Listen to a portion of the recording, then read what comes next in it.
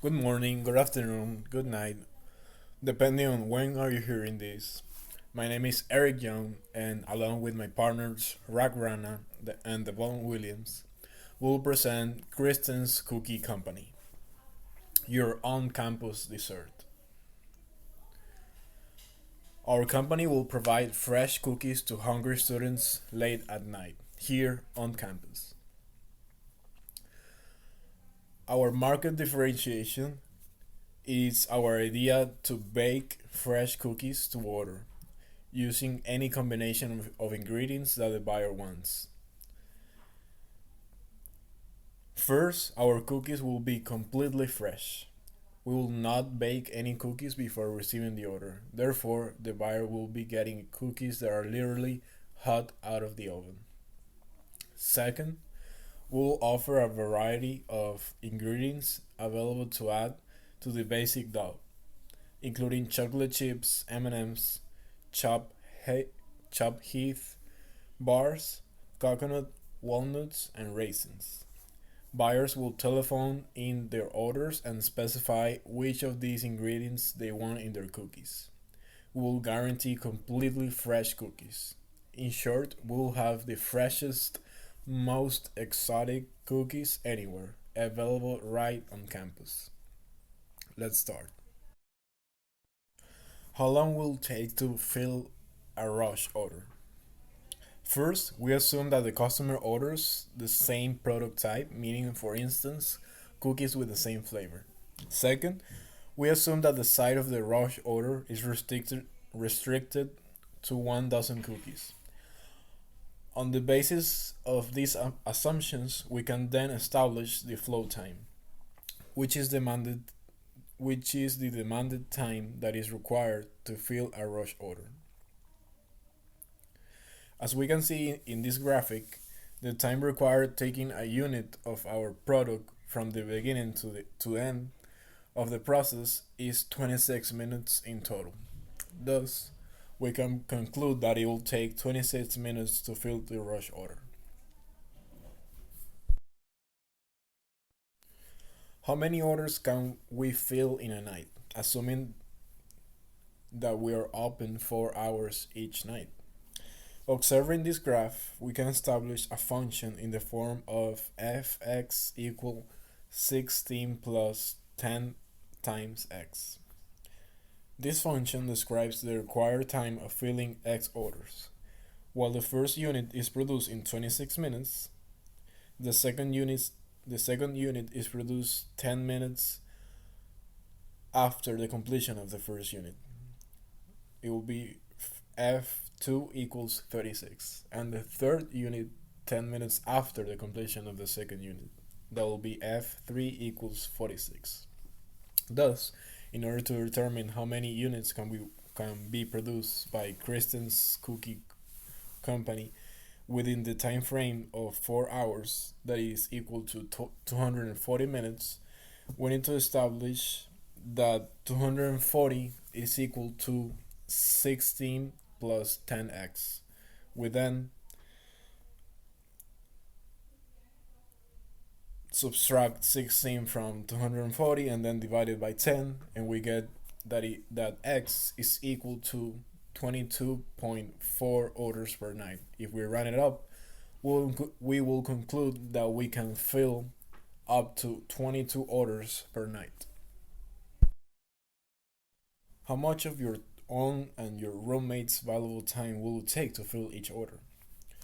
Well, I will be washing and mixing, that it will take 6 minutes plus 2 additional minutes, that is putting the mixture on the tray, for a total of 8 minutes. Then my roommates, it will set the thermostat and timer of the oven, that it will take 1 minute. Then 2 additional minutes to pack the orders that are ready, and then 1 minute to accept the payment, for a total of 4 minutes. In conclusion, for 1,000 cookie order, the total labor time is equal to 12 minutes. In each cycle, I'm working 8 minutes and my roommate is working 4 minutes. Part 1 of the question: should you give any discounts for people who order 2 dozen cookies, 3 dozen cookies, or more? If so, how much? If a customer orders 2 dozens of cookies with the same ingredients simultaneously, we'll charge them $18.80, giving them a 25% discount compared to a regular 2 dozen batch with different ingredients, which is $25.40. Also, if the customer orders 3 dozens of cookies with the same ingredients simultaneously, we'll charge them $24.10, giving them a 36% discount compared to the regular price with different ingredients, which is about $38.10. Continuing from the last slide, part 2 of the question: will it take you any longer to fill a 2 dozen cookie order than a 1 dozen cookie order? So to begin, the price for 1 dozen of cookies, which would be 60 cents, which is our ingredients, plus 10 cents, which is our packaging, plus our worth of time. Our worth of time is 12 minutes per dozen. For 2 dozen, it would be 17 minutes. For 3 dozen, it would be 22 minutes. As you can see, every dozen takes an additional 5 minutes of our labor time if that order contains the same ingredients and materials. And I've also included our example prices for $1 a minute for our labor time. For 1 dozen, it would be $12.70. For 2 dozen, it would be $18.80 with the discount versus the regular price of $25.40. And our 3 dozen price, which would be $24.10 with the discount versus the $38.10 of the regular price. How many electric mixers and baking trays will you need? As shown in the previous charts and tables, the electric mixer will remain idle for a long period during the production process, which means only one is needed. Also, since our mixer can only maintain about 3 dozens of ingredients during the production process, this will result in at least 3 trays being needed. Are there any changes you can make in your production plans that will allow you to make better cookies or more cookies in less time or at a lower cost? First, we thought about adding in a fan to the cooling process. This will cut the cooling time in half and speed up the process overall. It is a cheap improvement and one that does not require additional manpower. Also, we believe in the latter strategy rather than the former, since the business is being operated in a market saturated with students who are always pursuing the lowest cost. Sorry. This could further be accomplished by ordering in bulk and storing the excess until it is needed. Or ordering in bulk will enable Kristen and her roommate to lower their prices to temptingly low levels for students. The addition of a second oven will have quite a domino effect on the production process. First of all, the bottleneck will shift from being the baking portion to be the spooning mixing and the cooling portions respectively. However, with the fan solution, the bottleneck will be the spooning mixing portion since it is the use of valuable time. The new oven will also enable Kristen and her roommate to increase their output to 8 minutes per tray from 10 minutes per tray. It simply shortens the bottleneck and enables the crew to churn out 27 orders per day instead of 22. In order to calculate our willingness to pay for renting an oven, we need to calculate the added benefit of adding a second oven. Adding a second oven while keeping the existing process the same will decrease the bottleneck from 10 minutes per dozen to 8 minutes. Instead of 22 dozen cookies per day, assuming 4 hours of baking, we could now make 27. The additional profit will be calculated using the following formula: new capacity minus the old capacity times number of selling per, per day times profit per dozen cookies. These translate to 27 minus 22 times 180 times $2.3. for an equal of $2,070. If renting an additional oven costs less than $2,070 per year, or $11.5 per working day, we should get an additional oven. What happens if you're trying to do this by yourself without your roommate? Part 1. If we do this without a roommate, I would first have to calculate the length of time it takes to start a new cookie batch with the necessary ingredients and materials. This also accounts for the packaging of cookies in the box, which have already been paid for. Also, since Kirsten's the only one conducting the activities, the time for her to make a single dozen of cookies would be 12 minutes, which would exceed the previous 10-minute time cycle when it comes to one dozen of cookies. Continuing on from the last slide, part 2, what happens if you're trying to do this by yourself without your roommate? In this case, Kirsten would be a bottleneck rather than being the process of baking. Despite the fact that the case consisted of an order of 2 dozens of cookies of the same kind, the mixing and washing process can be completed simultaneously. This would mean that the time to complete an order would be 17 minutes, which is the lesser of the time to complete, compared to the 20 minutes needed for preparing 2 dozens of cookies or 22 minutes needed for preparing 3 dozens of cookies. Should we offer special rates for rush orders? The answer is yes. There should be a special rates for rush orders because if they need the cookies in a rush, meaning that is an urgency, could also mean that they're willing to pay more for the order. Also, our orders we also be shifted further. So our current orders, our current customers will suffer at least 1 minute of delay because of this rush order.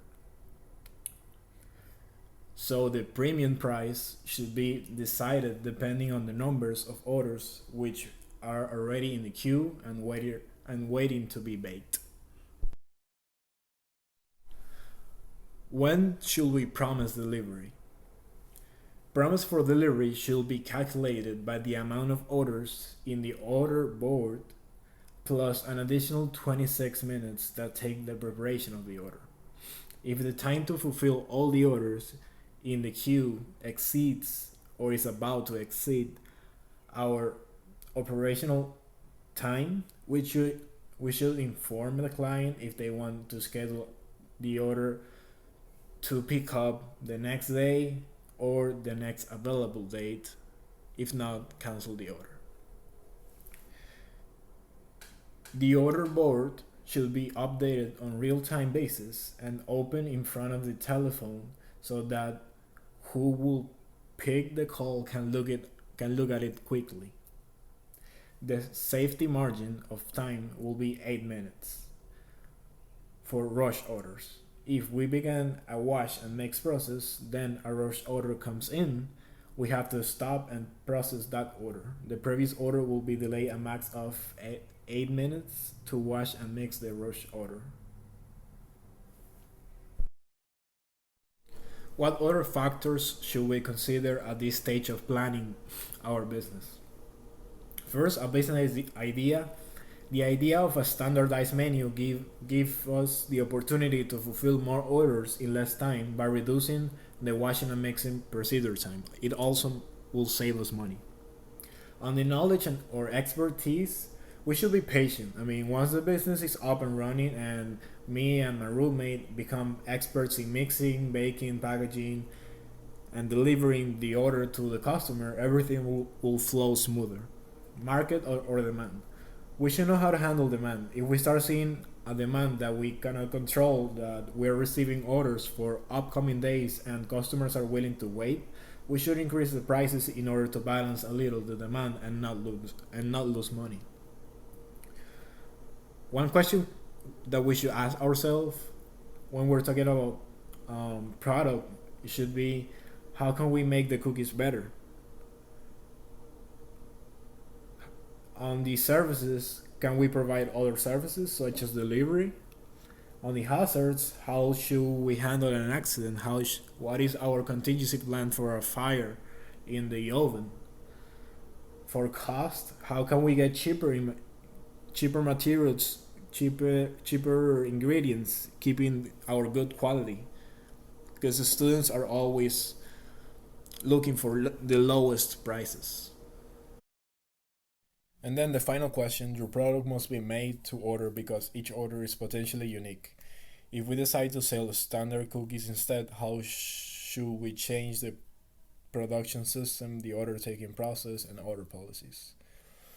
So, first, if we decide to sell standardized cookies, we'll obviously have to create a menu, which I put it on the right side of the slide.